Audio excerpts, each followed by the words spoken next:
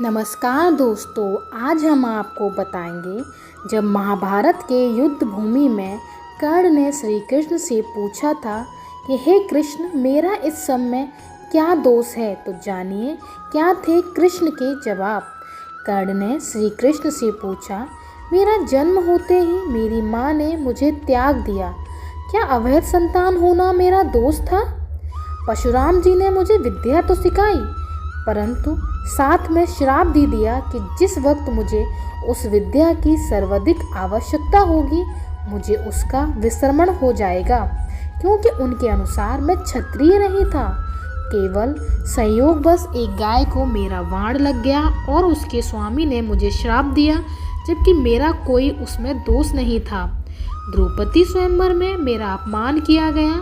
माता कुंती ने मुझे आखिर में मेरा जन्म रहस्य बताया, भी तो अपने अन्य बेटों की जान बचाने के लिए। जो भी मुझे प्राप्त हुआ है वह मुझे दुर्योधन से ही हुआ है, तो अगर मैं उसकी तरफ से लड़ूं तो क्या मैं गलत हूँ माधव। इस पर श्री कृष्ण ने उत्तर दिया, कर्ण, मेरा जन्म कारागार में हुआ था।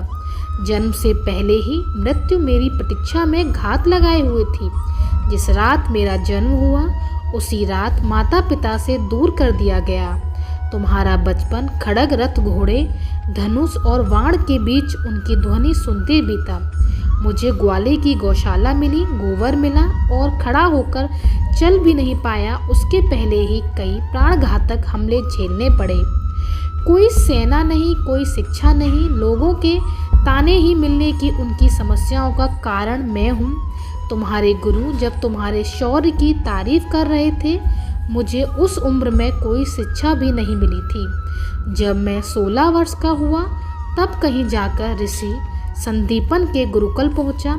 तुम अपनी पसंद की कन्या से विवाह कर सके। जिस कन्या से मैंने प्रेम किया वो नहीं मिली और उसने विवाह करने पड़ने जिन्हें मेरी चाहत थी या जिनको मैंने राक्षसों से बचाया, उनसे मुझे विवाह करना पड़ा। मेरे पूरे समाज को यमुना के किनारे से हटाकर एक दूर समुद्र के किनारे बसना पड़ा।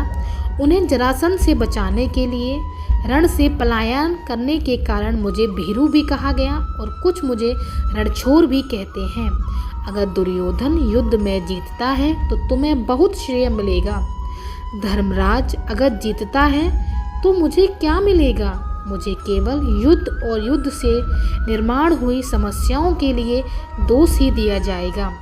एक बात का सदैव स्मरण रहे कर्ण, हर किसी को जिंदगी चुनौतियां देती है। जिंदगी किसी के साथ न्याय नहीं करती। दुर्योधन ने अन्याय का सामना किया है तो युधिष्ठिर ने भी अन्याय भुगता है।